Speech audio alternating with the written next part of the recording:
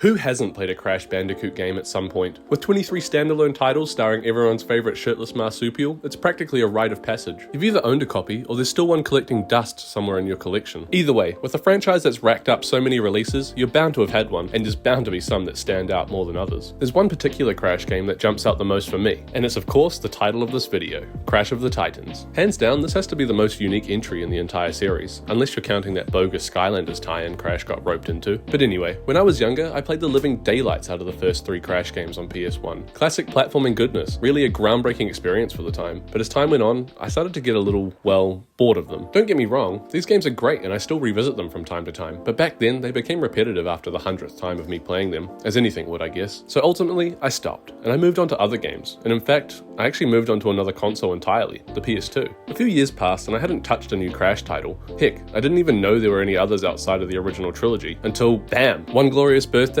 or some other equally magical event, I was gifted Crash of the Titans. Boy was I amazed. The cover art alone was a marvel to look at, and it left me with so many unanswered questions. What was this thing he was riding? Why did he look so different? Who are these strange characters on the back? All of these questions could only be answered by playing this game, which looked to be a breath of fresh air for the series. Crash was back, and not just in the same old formula. It had something new, something different, and I was all in for it. The familiar face of Crash was here, though he'd gotten some tattoos and shaved off a few of those polygons. Now that I've gotten over myself reminiscing on the glorious day I unwrapped Crash of the Titans, let's dive into what really makes this game stand out as one of the most unique entries to the Crash Bandicoot series.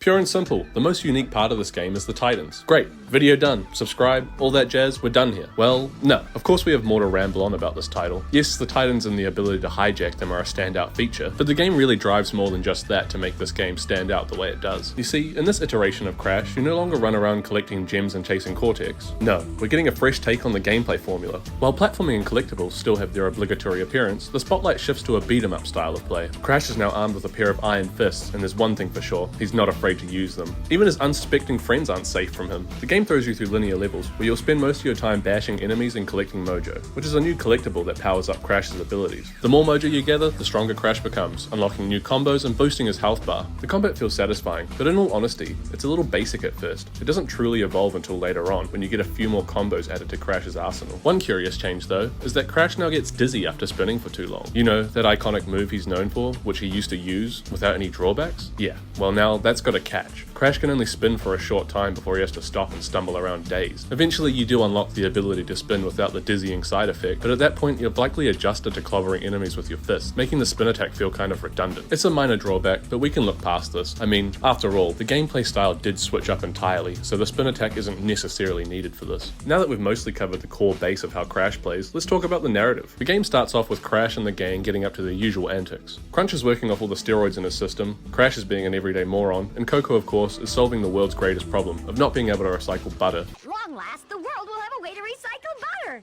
They're interrupted, of course, by Dr. Neo Cortex, who has created a new scheme to conquer Wimper Island by using genetically enhanced creatures called Titans. The game's opening cutscene has a really cute way of showing this off, and it adds a lot of character to this already fruitful game. But I digress. Cortex then freezes Crunch in a big ice block and drops cages down from his hovercraft or something, and captures Coco and Aku Aku, who now also boasts a weird makeover, which I kinda dig.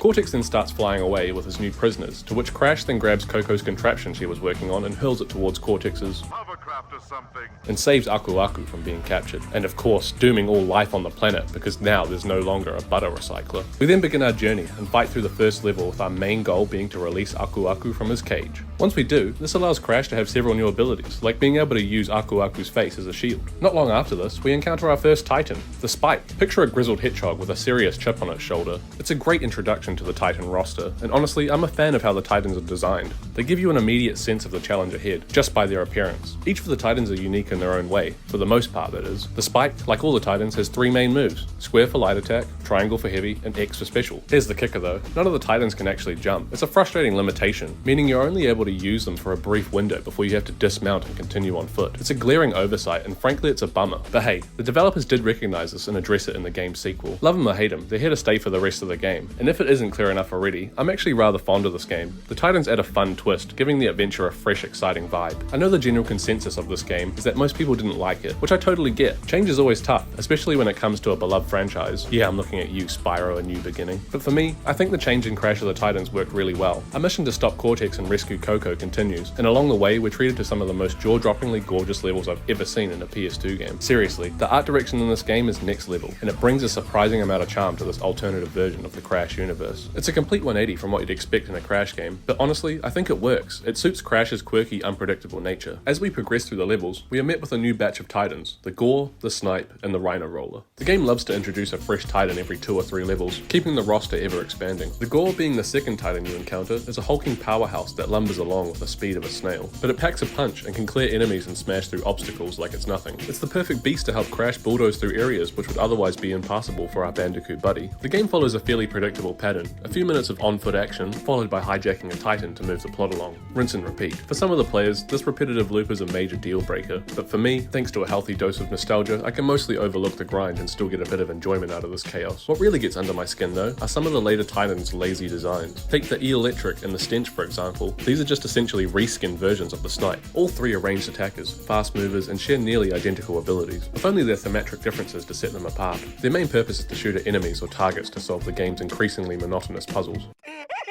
Sure, every Titan has its use, whether it's clearing obstacles, dispatching hordes of enemies, or battling other Titans, but some definitely stand out a bit more than others. Take the Shellafant and Scorporilla for instance. They're these beastly Titans that can wreak havoc on everything and everyone in their path. These heavy hitters are often given to you at the start of boss fights to help you smash your way through the tougher parts of the game. They're a nice touch, even if it does reinforce the idea that the developers could have used a bit more creativity when designing the middle tier Titans. Now that I've mentioned it, let's talk about the boss fights. They're not exactly challenging, but they do add an extra layer of depth to the game. Each one introduces a new controllable boss Titan, and they're about 10 times the size of your average Titan. They also pack a hefty punch just as big as their size. The first boss you face off against is the Yuctopus, a Titan tasked with protecting Cortex and Uka Uka while they steal Mojo to create more Titans. Cortex, why do you keep doing stuff like this?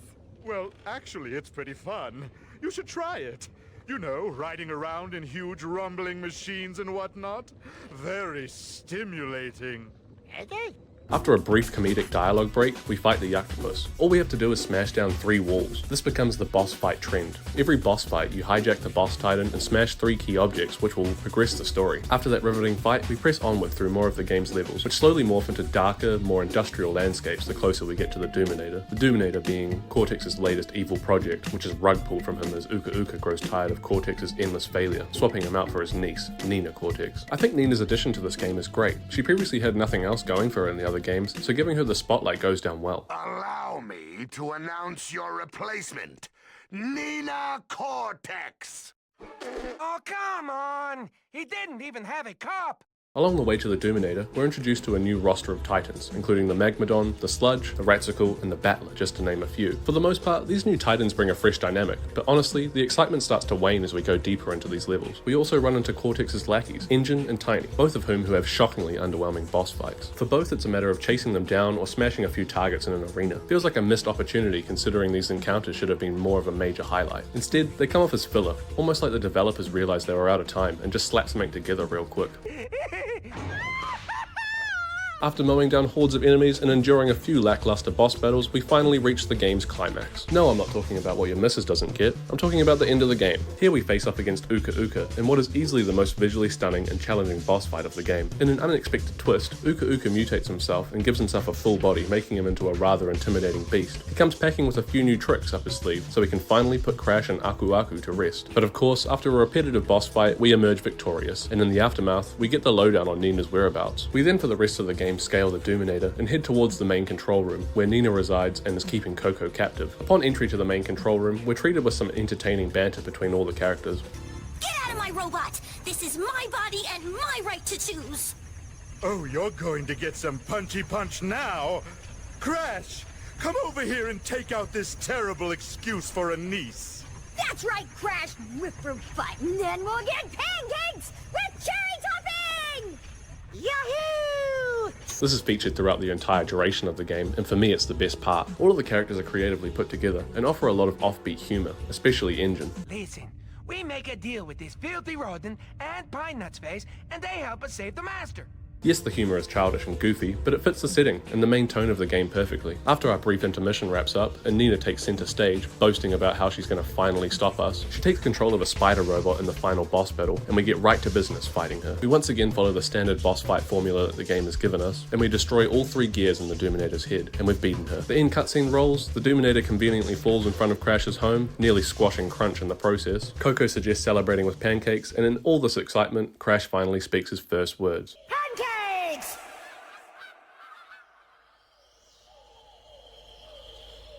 It's a light-hearted, hilariously absurd ending to a game that never took itself too seriously, so I really have no complaints about it. But this brings us to the big question. Is this game Crash's best adventure? Well, in short, it's quite obviously no. While it has charm and plenty of fun moments, it stumbles into too many areas, particularly in its core gameplay. The repetitive level cycles and objectives don't quite elevate enough to bring this game to a classic status. But I'll be honest, I still find this game strongly endearing, and I have a lot of fond memories with it. It's clear the game was rushed, and it scrambled to do something different and lost sight of what really matters. That of course being making a game that's endlessly fun and unique beyond art style changes and slapped on new mechanics. If they dedicated more time to integrating the Titans into the flow of the game, this answer could have been completely different, but still, it stands as no. But if we were handing out the best Crash Adventure trophy, I think it's safe to say it goes to one of his other games in the franchise. That of course being the weird Skylanders tie-in.